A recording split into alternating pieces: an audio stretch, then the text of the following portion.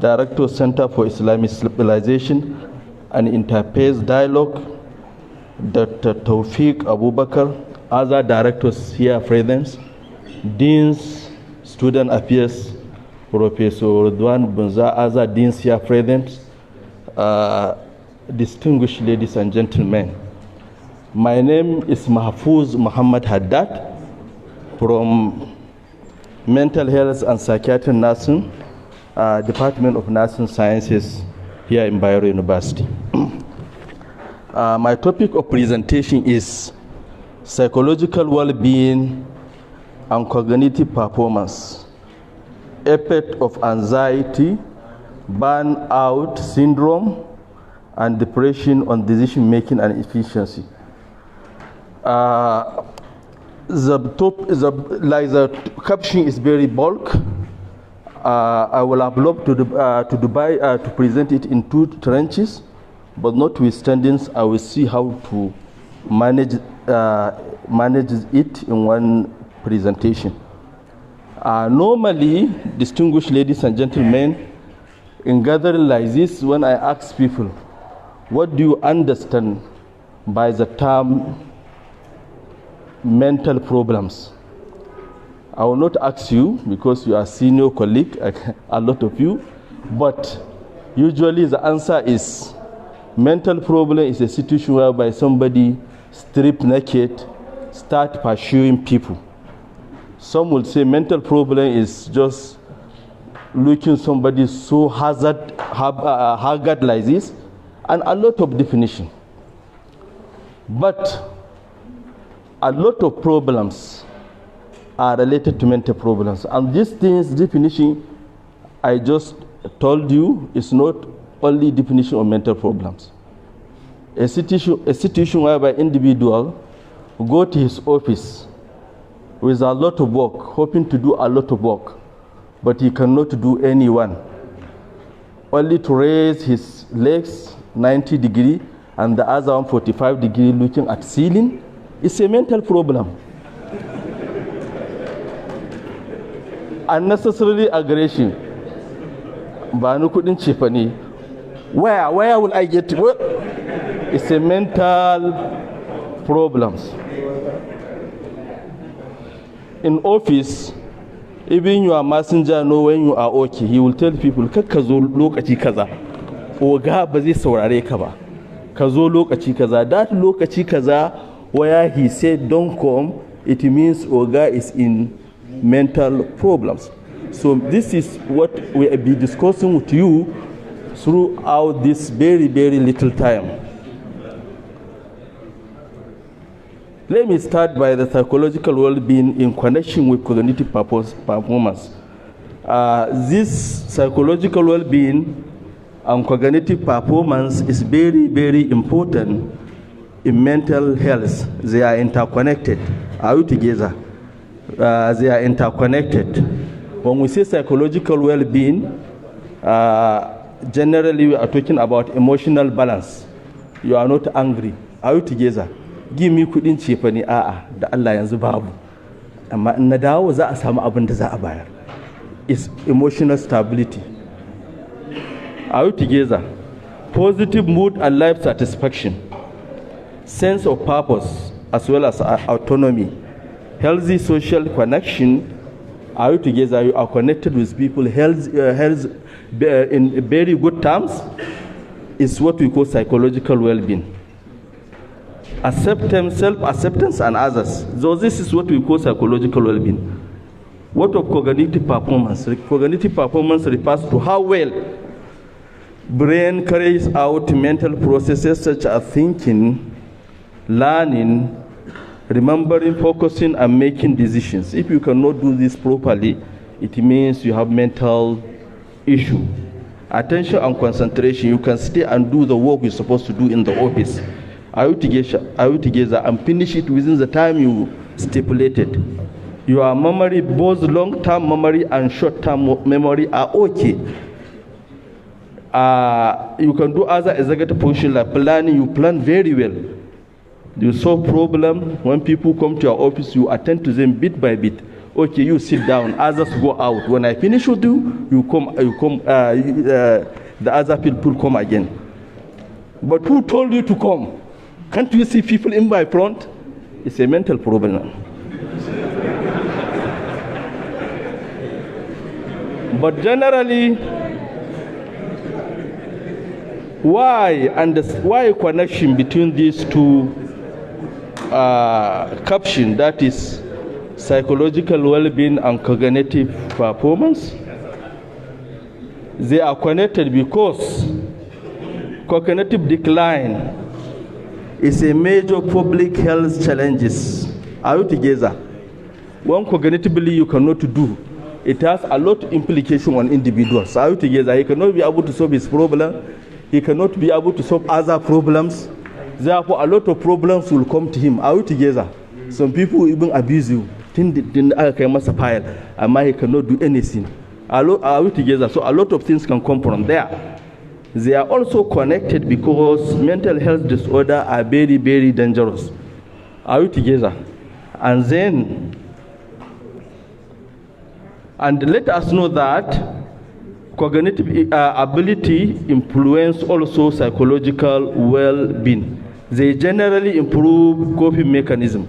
When you are cognitively okay, you'll be well. Are we together? It has a strongest social bonds, and it has underlying biological factors. Are we together? When you are cognitively okay, your general well-being will be okay. Are we together? But when you are cognitive absent, unnecessary aggression, conflict, abuses, it affects your system too. Are we together?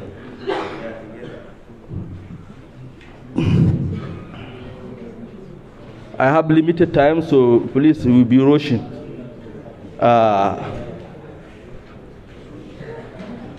Let us know that positive psychological factor is beyond absence of distress. Are you together? It's beyond absence of what? Distress. Because emotional, it enhances emotional support. It also helps in self-efficacy, aid in social participation, and positive affect.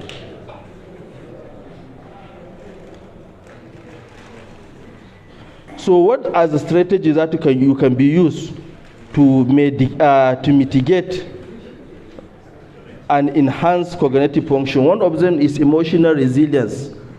Our revered scholar, Professor Ahmed Ilyasu, talked about emotional resilience training, which is very, very important. It teaches people how to manage stress. It's the training that helps people how to manage anxiety. It promotes psychological well-being. It also it helps in organizational change. It will also help in early identification of mental problems as well as quicker intervention. Now let us go to our core issue, the effect of anxiety burnout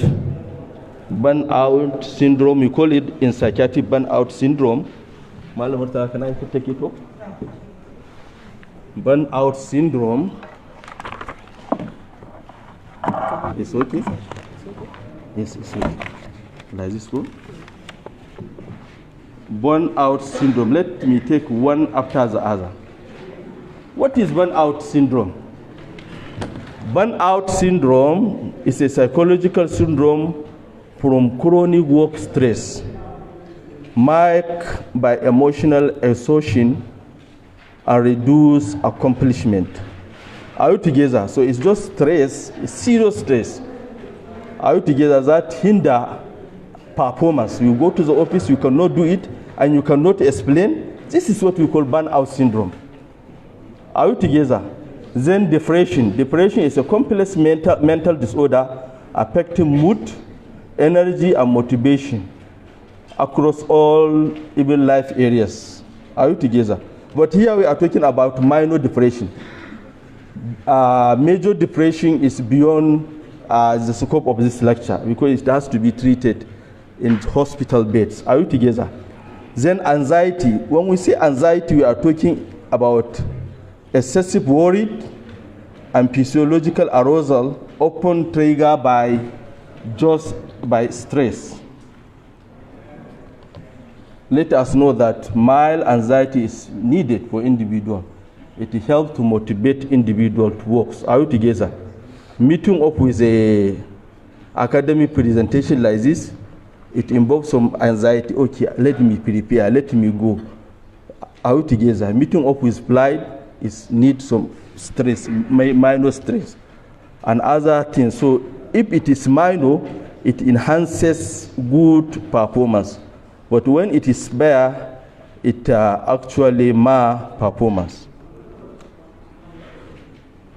You can see how anxiety generally impacts decision making. When you are in excessive anxiety, you used to avoid some behaviors.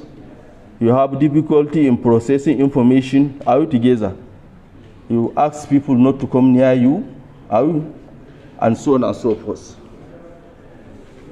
So what is burnout? This is a burnout syndrome, which is related to the function and work performance. It is always associated with emotional exhaustion,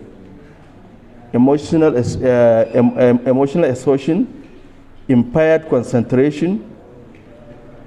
It reduces efficacy. You go to the office with many files you cannot do. You take the files home, you cannot do anything there at home. This is what we call burnout syndrome. So what of depression? Depression is strongly linked to impaired decision making. When you are depressed, it means all your psychomotor activities is very, very slow. Are you together? You cannot even stand and eat. The Allah kawamu, because you are depressed. You cannot do very, very important other important works. This is in simple terms what we call depression. But I told you in psychiatric depression is divided into mild, moderate, and severe. We are talking about mild one. Severe one has to be treated in hospital and hospital bed. So generally, anxiety, depression, burnout syndrome collectively make what we call decision fatigue. Decision fatigue is very, very one of the important psychiatric conditions that affect workers, both academic and non-academic.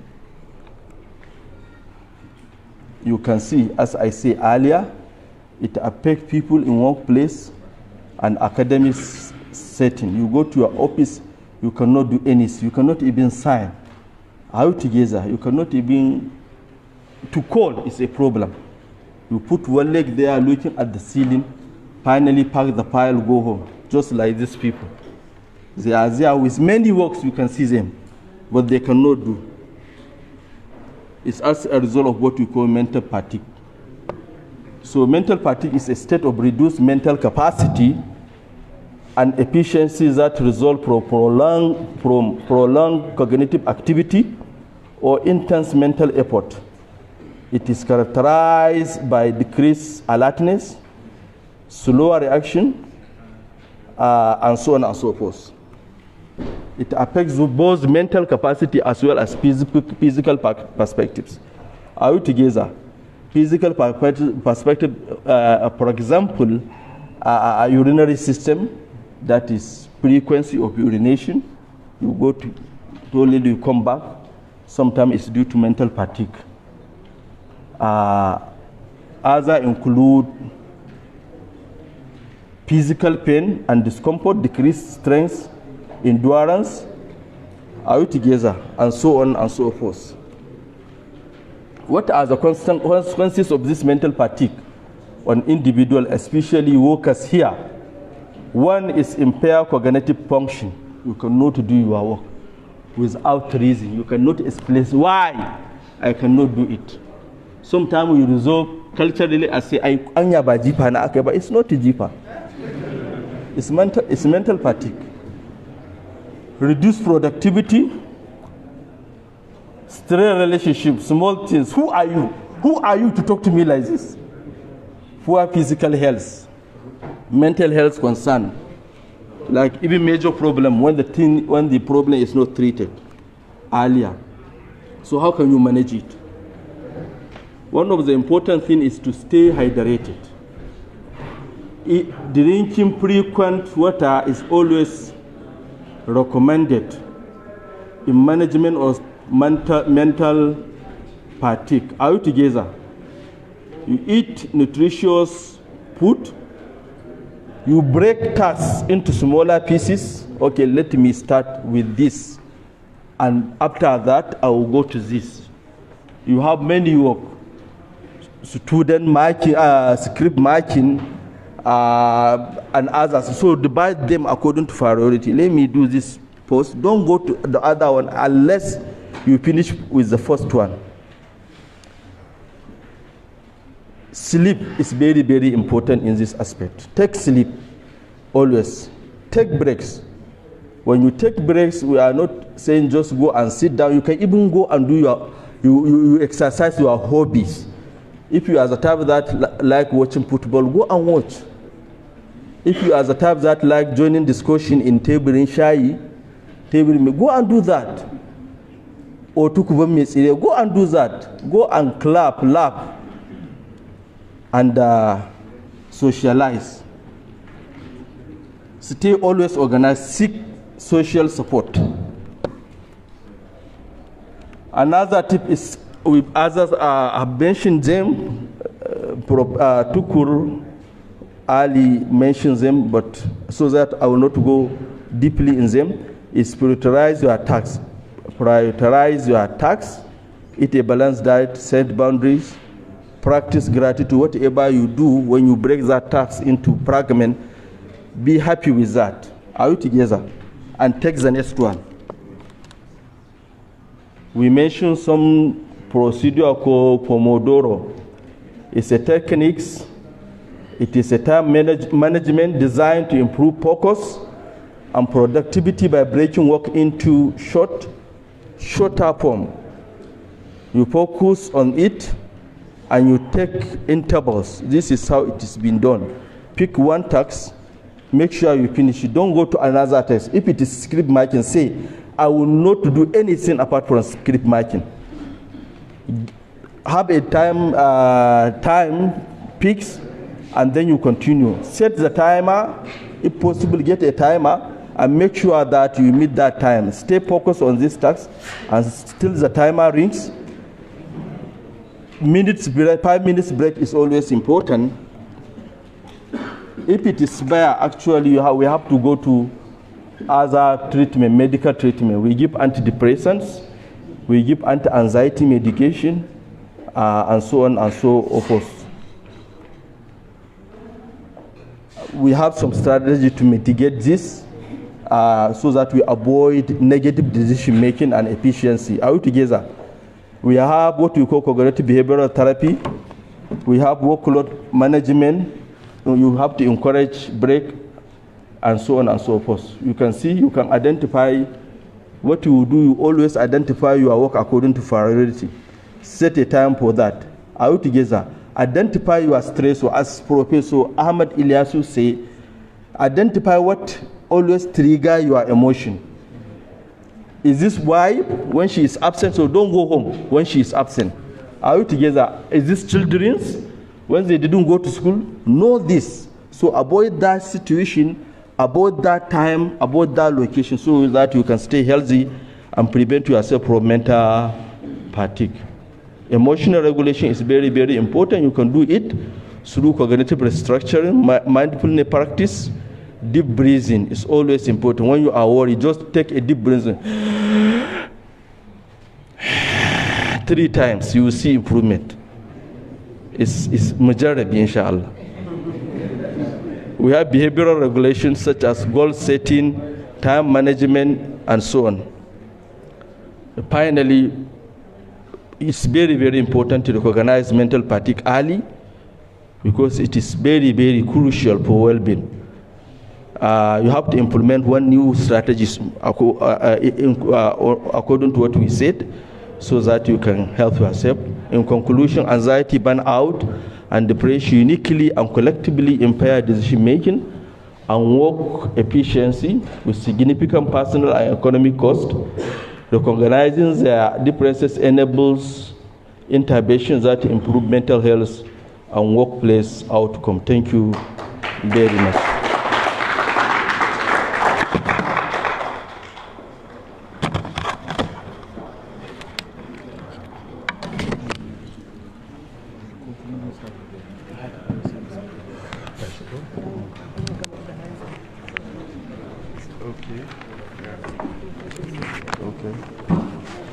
Thank you. Can we clap more for Doctor? I think we are happy. Are we happy?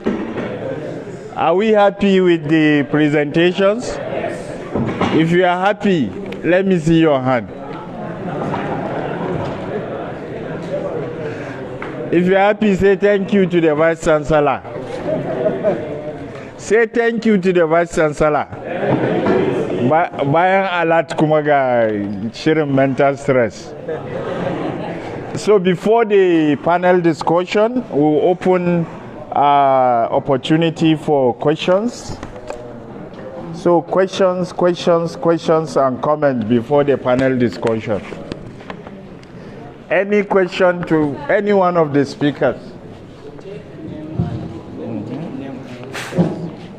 So 1, 2, 3, 4, 5, 6. I think 6 is okay, man. Okay. 1.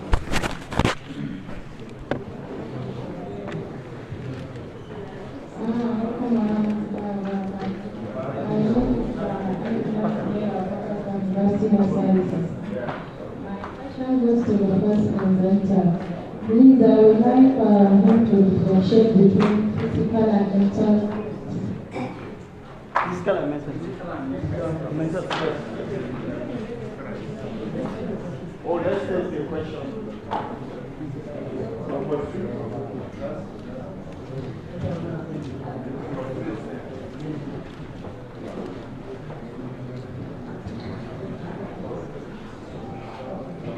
Actually, two with the first presenter. One of the questions with the first presenter is given permission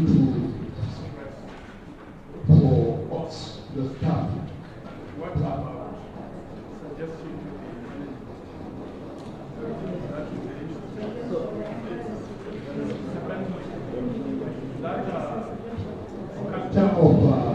Hypocrisy.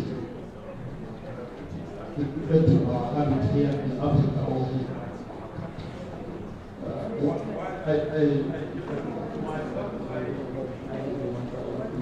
I thought that it is more that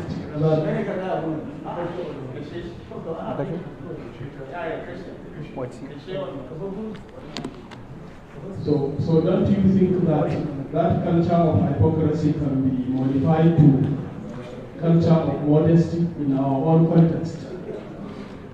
Then thirdly, for Dr. Mahfouz, the issue of responses that are symptoms of stress or mental imbalance. What can you say about provocation? Because we are human beings. We are prone to anger sometimes. Even in normal life, in normal circumstances. So what do you think about anger and provocation? Is that also mental imbalance?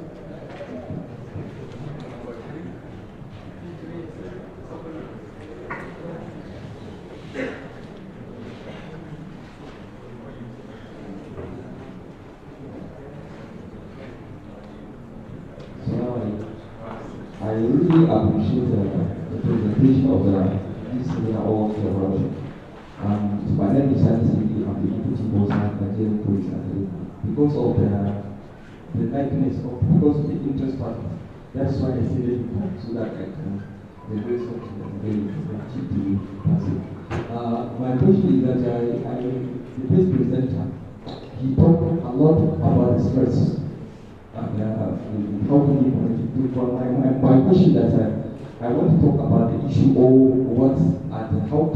what are the strategies to manage the stress as we are going through this. Thank you.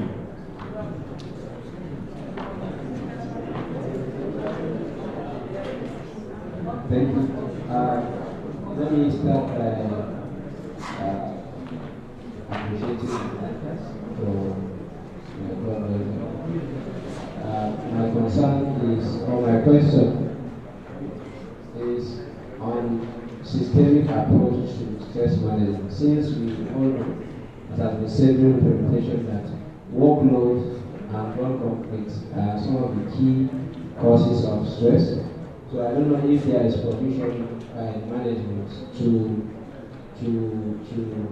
come up with measures to reduce workload and also work conflict so that staff can manage their stress appropriately.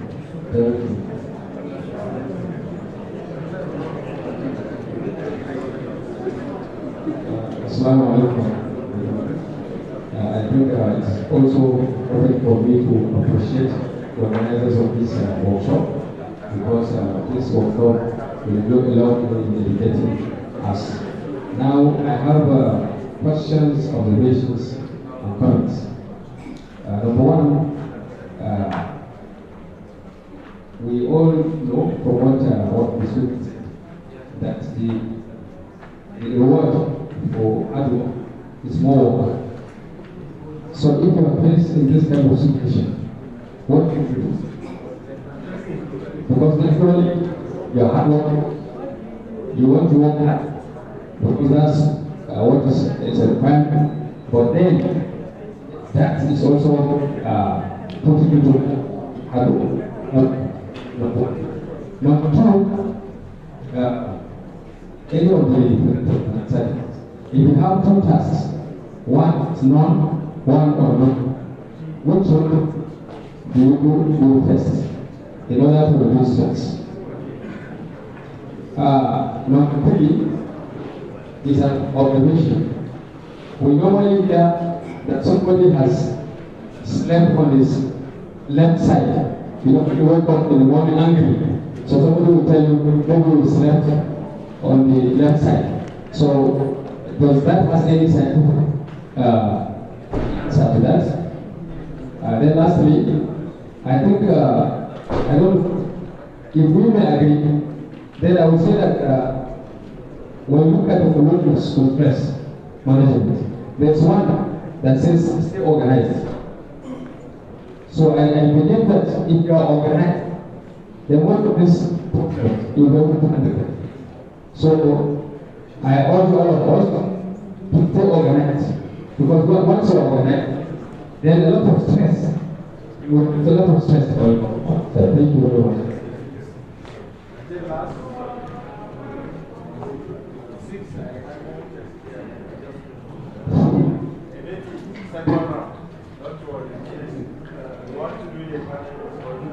Assalamu alaikum warahmatullahi wabarakatuh. I'm Musa Musa. I've been secretary and director for review research and development. My questions here are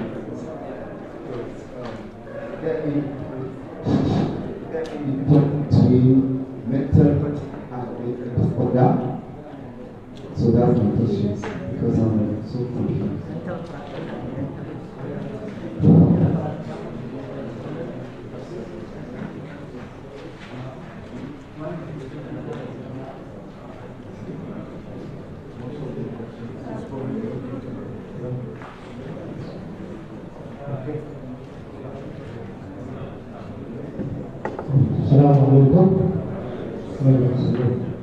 The first question asks about differences between physical and mental stress.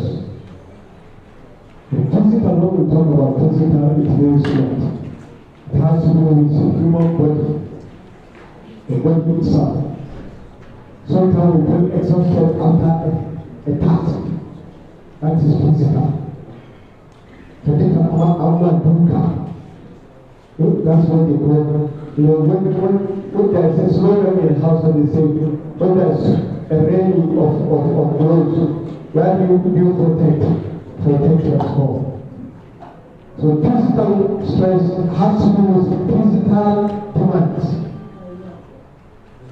There's an overload of physical. So the symptom may be some physical signs and symptoms, like migraine, you have severe headache, ill concentration, there is no concentrate. But so physically, when we talk about stress, physically it means you are tired. You become tired. What the other word is called burn out. You are physically tired. You become physically tired. And another mental stress has to do with what? Brain function. Brain function. How do you assimilate? Like in life, when you are mentally stressed, you don't understand what the teacher is saying. You become mentally inorganized. That is mental. So mental differs from physical. Mental has to do with cognitive. How do you appraise events? Appraise, when you say appraise, how do you see? Sometimes when you are exhausted mentally, you don't see clearly. You don't appraise events clearly. A slightest push will make you angry. Because you are physically or you are mentally what? Instable. We call it mental instability. Mental instability comes from stress over your mental capability. When you are not really at ease, when you are not really cognitively appraising events, that's when you become cognitively stressed. It has to do with mentality, intellectual. Sometimes you don't learn when you are really mentally stressed. You don't learn. So that you get to go all the time to an answer what I was. So these are the differences between physical and mental. Mental has to do with even emotional. You become angry, you become tired. That's what the other person talk about insomnia. You don't sleep well at night. Because of that, mentally you are mentally stressed. And the cause of all these things are over imagination. Human being has comforted to that surface level. Clear mental imagination that things are going to happen like this. If I don't do this will happen. And they have what? Adequate memories. They have an impinging memory. What happened yesterday, they carry it today. That is what, sometimes in your memory, you remember what happened to you in childhood. That people know you can remember what happened to you during your child upbringing, developmentally. So that developmental, somebody was cheated developmentally, somebody was done this or that. So sometimes the memory keeps coming back to you. So any slightest something somebody did to you, you feel like it was that previous something. Or when you are what? When you are wrong on the road, you are mentally what? Traumatized. When you say traumatic, mentally traumatized. When you are mentally traumatized, you become mentally what? Stressed. Somebody blames your money. Somebody cheated on you. Somebody manipulated you. Somebody did a lot of injustice to you. They are all mental stress. You have about injustice. Those injustice that people are doing to others. All this kidnapping you have about now, kidnapping is a mental stress. When you are kidnapped, you suffer from serious mental stress. You suffer from what? Estrangement. When you have about estrangement, that you are not yourself. Because of what? Estrangement. You become new to yourself. Am I this one? This is what happened. This is happening to me. Am I this? This is really happening to me. You are mentally what? You are mentally traumatized. If this is happening to me, how do you manage? Where are you going? What this thing is happening to you? But this is when you just set aside and hit those people. It is not don't trust you because the arrangement is too much for your conceivement. So this is what is called mental stress. Apart from that, there's what is called vicarious trauma. When you see somebody being inhuman treatment on other people will cause a lot of mental stress. Inhuman treatment. People are inhuman, sometimes they do a lot of heinous acts to other human beings. Those things will make you to even cry. Why this thing is happening to somebody? Why somebody said la ilaha illallah and somebody said Allah Akbar and he is cutting his throat? What is the difference? Why somebody is slaughtering somebody while the other person is saying Allah Akbar and the other is saying la ilaha illallah? And they are always saying to God themselves Muslim and the other person is passing a knife and putting the other person. You become vicariously stressed, traumatized. That is what is called mental stress. When you look at this. And actually on this physical because for mental. So question 2, suggestion to the management on what? On management. What do you say?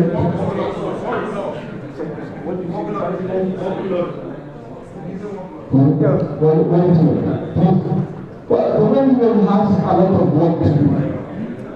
Awareness. The management like this workshop, management should create awareness more and more to push human stress. Apart from our family stress, we have academic stress, we have international stress, we have other relation stress, we have neighborhood stress, we have environmental stress, we have security and management stress. All these things have to do with our own management. Our leaders should control know why are we learning in universities? It's to apply knowledge. The essence of all human knowledge is in its application. If there's no application of knowledge, there's no knowledge. So our leaders have to apply knowledge. Sometimes we find it difficult for our leaders to apply knowledge. Where is the knowledge? You want yourself PhD professor, but sometimes you don't respect people, you don't respect humanity, you don't understand humanity. So those things have to work hard. You have to work hard for the management to create more awareness, to erase bias, to erase prejudice. This one is Muslim, this one is Christian, this one is Ghana, this one is all those tribal sentiment and so many sentiment features. Management will work on that to create awareness on the whole humanity, how to live positively. And that is the work of management. Once human beings are respected, they have dignity, there will be less stress.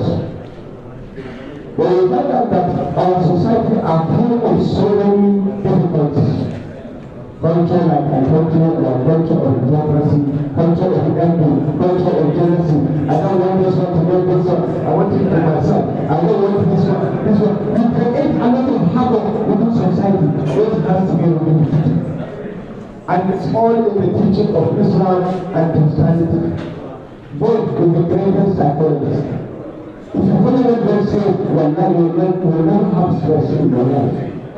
Read the Quran and you will learn that there is so much knowledge in that pushes a lot of human stress.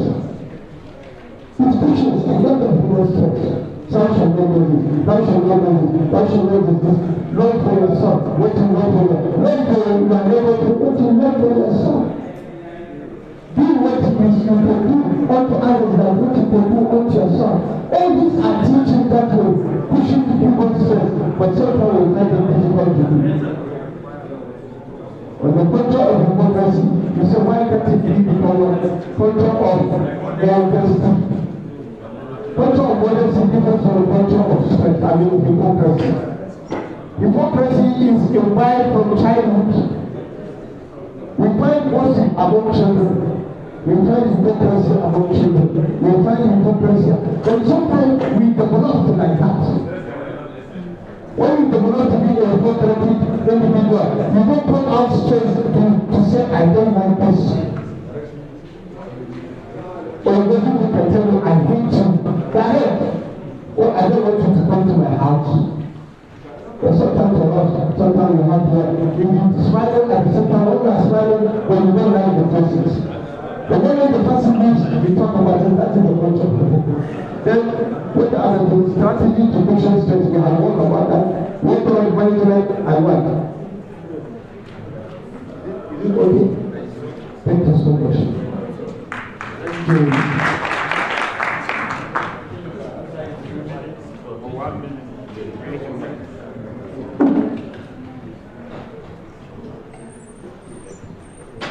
Let me start with the written question. Any correlation between anxiety, depression, and depression? Yes, there is. Especially our country, Nigeria, where a lot of this is happening. You cannot go any distance without checking your body, whether your handset is there or not. It's anxiety provoked by the environment. Out together, you are sleeping, small scratch on the roof. You quickly wake up, or sooner, or kidnappers, is anxiety as a result of what? Environment. Then the other one is the depression. We can see after, for example, after subsidy removal, there was increased hospital admission for depressed people. A lot of depression cases. It's depression due to what? Environment. So a lot of environmental factors causes anxiety as well as depression. Secondly, difference between mental health and mental disorder. This one is there are disorders, they are abnormal.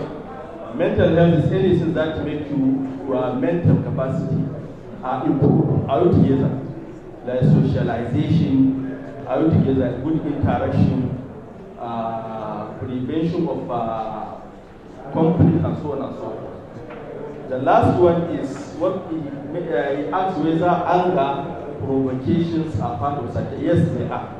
Because studies consistently show this. Individual who is free from hungry, when you take his brain, you discover that that brain is normal, nothing happens to it. But after conflict or during conflict, when you scan it, you discover some psychopathology inside that brain. So it means there is strong connection between provocation, anger, and conflict are mental problem. Mental problem is any condition that affect the working capacity of the brain, and this can be manifest behavioral. Altogether, working capacity of the brain can only be seen through individual behavior. I think I answered the question. Thank you. Thank you. I think before the break, we want to have some few minutes discussion with some panelists. I would like to call on Dr. Omin, the Director of Health Services. Then Mr. Isa. And Malan Lamara Karma. Malan Lamara. Then Professor Moza.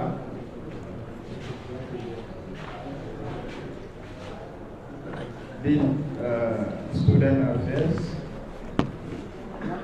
then Dr. Mutala, Deputy Director from Center for Career Services, who will moderate the session.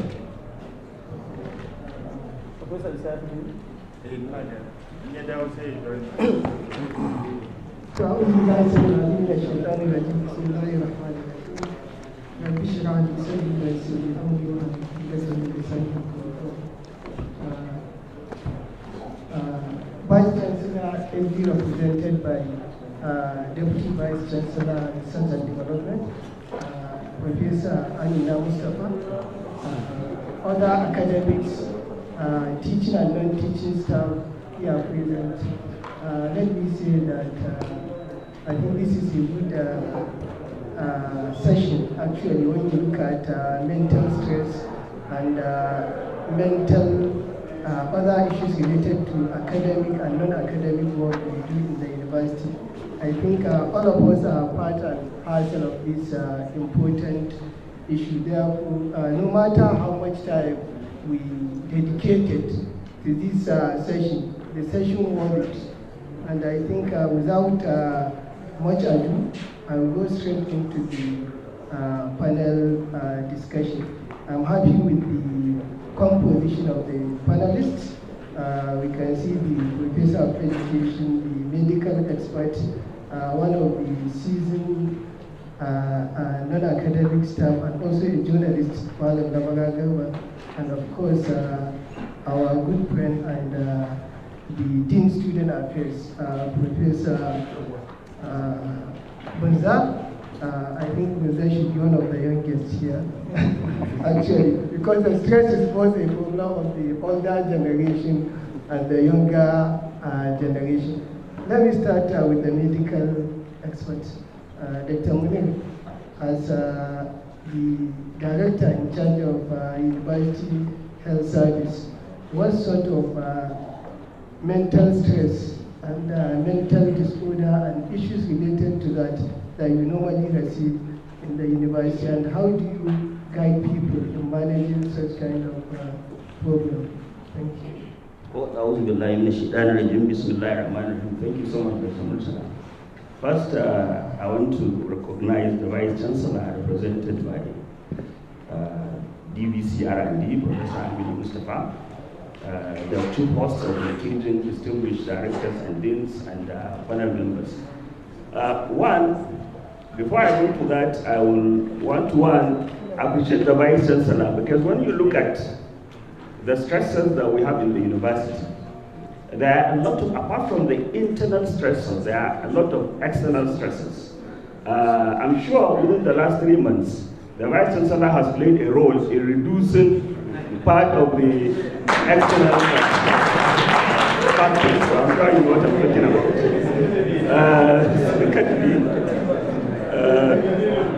Secondly,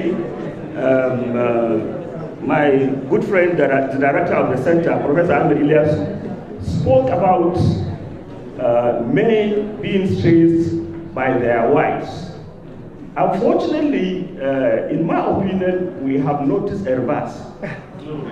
Because the economic situation and other stresses have now led to transfer of aggression from the husbands to the wives. So now we see a lot of spouses, women, who have issues because of transfer of aggression from the husbands to them. So I would like to advise all of us that are males here to moderate how they respond to their wives at home. Thirdly, another issue that we see a lot, of course, has to do with the stress of work. Generally, personally, there are different types of staff. There are staff that are on their own inherently very hardworking. With or without, they believe inherently that they must do their work. And they do that without anything. There are staff that need some form of motivation to perform their goals.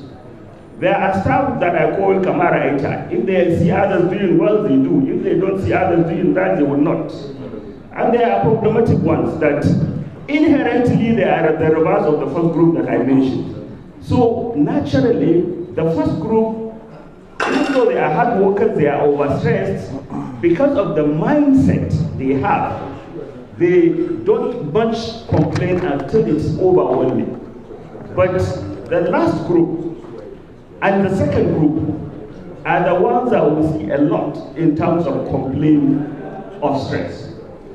Other thing I want to really emphasize is among students equally, the way different staff of the university relate to students increases the problems we see in students. Because that's why we introduced a mental health clinic that is run every Wednesday. The mental health clinic is open to everyone, regardless of whether you are healthy or not. That's why we didn't want to call it a psychiatric clinic, we called it a mental health clinic, so that we do not put some stigma in quotes into the process. So all of us here are welcome to visit us, and because of the turnover, we are now in the process of adding another day because the traffic has become too overwhelming for a one-day-a-week clinic. So, sorry not to take much time, I also want to say that there is stress that is acute, there is stress that is episodic, and there is stress that is chronic. And equally, I think somebody mentioned about, okay, it's probably last that mentioned a case of a student who had some rashes because of a timetable of exam. Because there is something called psychosomatization. When you have stress over a long period of time, your body responds by producing some chemicals, stress hormones, and that chemicals affect how your body functions. There is an entity called stress rashes. One of those chemicals that is released causes a reaction on the skin similar to an allergy that somebody who has allergic reaction happens. So there are issues that come, they are from stress, but they manifest with physical illness. Thank you so much. Thank you, Dr. I think we love this intervention. Professor Bunza is really humorous. And I know immediately after completing your PhD, the first time you were given the head of department. And I remember we were congratulating you when you finished your tenure successfully. And then all of a sudden, another tax, another budget, which is dinner. In one of his lecture, one of the professors who was here told us that one of the problems of African scholars, particularly the younger scholars, is managing administrative with academic success. Because generally, immediately you finish your PhD, you see that you start going into the senior academic cadre, and then a lot of work, supervision, head of department, this and that, exam officer and the like. Dr. Bunza, how do you balance that, considering you are human? Although I can see now the humor is gradually declining with the dinner. Thank you. Thank you very much. Let me also join the director and other people to acknowledge the presence of the representative of the Vice Chancellor, Professor Emmanuel Mustafa, BBC Research and Development, and some other important dignitaries here present. Assalamu alaikum, everyone. The chairman of the project, I don't know, yes, part of what you said, I agree with you totally, but it wasn't the first assignment the program. I don't need to go into details. I was working somewhere as an academic staff in a state university. Of course, sometimes after the PhD program, I got transferred my services to Bio University. Of course, coming to Bio University, I was welcomed with that responsibility of heading a department for 2 terms. Not only that, I was also, I don't need to mention, it wasn't just the head of the department. I have also served as head of department after my tenure here in our university on sabbatical and so many other things. I think the essence of your question is the resilience, how the balancing academics and administration. Well, I would say, as expected, it has not been easy. But sometimes, when you have this belief that you came to the world, you met the world, and you are the one to live it. When sometimes you take serious things not really serious, there are serious issues, but you treat them as unserious issues. While dealing with serious issues, you just assume and behave and pretend as if you're not really doing a serious thing. While you're pursuing things that are really important, sometimes you create time to laugh, to joke, to mingle, to interact, and to not even do the serious things. You know time is not by your side, but you just pretend as if you have a whole lot of time by your side. So these are some of the strategies. Then always expect the disappointment. Don't always expect people to behave normally. Sometimes just expect anything negative anytime and be ready to deal with it. Then you should also know that anybody can disappoint you anytime. You should expect whatever at whatever time. Of course, prayers, we are religious. Prayers are also important. We need to be religious, knowing that you cannot change what has been destined for you.